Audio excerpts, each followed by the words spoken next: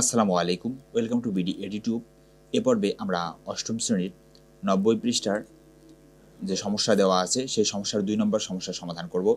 এখানে বলা হচ্ছে, জেবিন তার বন্ধুর সঙ্গে ব্যবসার শেয়ার থেকে 6 মাসে 23,000 টাকা মুনাফা পেল।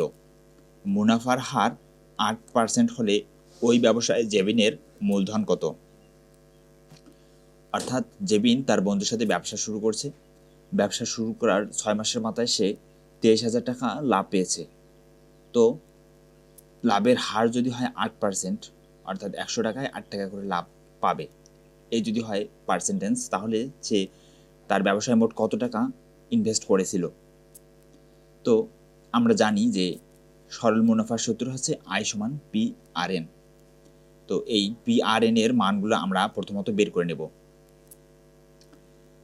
তো এখানে এন ইজ ইকুয়াল টু, যদি সময় দেওয়া আছে 6 মাস, মানে সময় হচ্ছে 6 মাস, তো মাসটাকে আমরা বছরে কনভার্ট করব, রূপান্তর করব। তো বছরে যদি কনভার্ট করতে যাই তাহলে আমরা জানি যে 12 মাসে 1 বছর, তাই না? তো এই 6কে যদি আমরা 12 দ্বারা ভাগ করি তাহলে আমরা সেটা বছর পাবো। তাহলে 6কে 12 দ্বারা ভাগ করলে এখানে যদি আমরা কাটাকাটি করি তাহলে 6 দ্বিগুণে 12, তাহলে 1/2 বছর, অর্থাৎ অর্ধেক বছর। এটা হচ্ছে সময়। মুনাফা আয় সমান কত? মুনাফা আয় সমান হচ্ছে 23,000 টাকা। এখানে বলছে যে 23,000 টাকা মুনাফা পেল, তাহলে আয় সমান 23,000 টাকা। মুনাফার হার বলছে কত?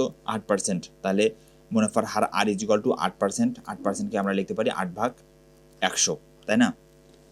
তাহলে এই এখন আমরা কি প্রয়োজন? আমাদের প্রয়োজন হচ্ছে যে মূলধনকে পি দ্বারা প্রকাশ করা হয়। তো পি সমান আমরা যদি আই সমান যদি পি আর এন হয় তাহলে পি সমান কত হবে? এই সূত্রটা থেকে আমরা বের করতে পারবো। আইকে এইদিকে রেখে এই যে আর এবং এনকে সমান চিহ্নের ডান দিক থেকে যদি আমরা বাম দিকে নিয়ে আসি তাহলে কি ভাগ হয়ে যাবে। এইখানে সবগুলাই পি আর এন সব গুণ অবস্থায় আছে। যেহেতু গুণ অবস্থায় আছে তাহলে আর এনকে যদি আমরা ট্রান্সফার করি বাম দিকে তাহলে এইদিকে আসলে কি হবে? ভাগ হবে। তাই এই জন্য R by N is equal to P, অর্থাৎ কি দাঁড়াইলো? পি সমান আই বাই আর এন।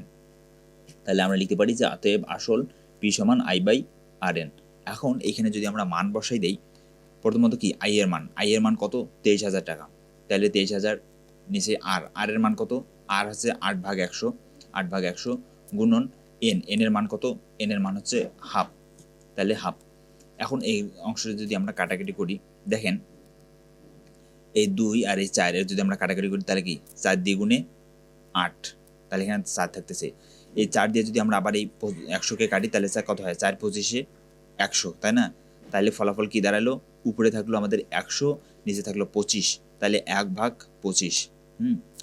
এখন কি দাঁড়ালো?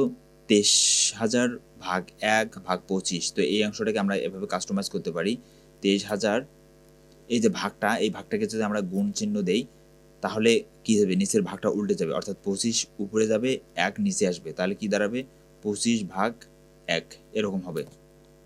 তো নিচের 1-এর কোনো ভ্যালু নেই আমরা জানি। তাহলে কি করব? তাহলে এই 23,000 আর এই 25 যদি আমরা গুণ করি তাহলে কি দাঁড়াবে? 23,000 গুণন 25, তাহলে এই দুটো গুণ করলে ফলাফল আসতেছে আমাদের, দেখেন আমরা যদি একটু ক্যালকুলেটরের সাহায্য নেই তাহলে এখানে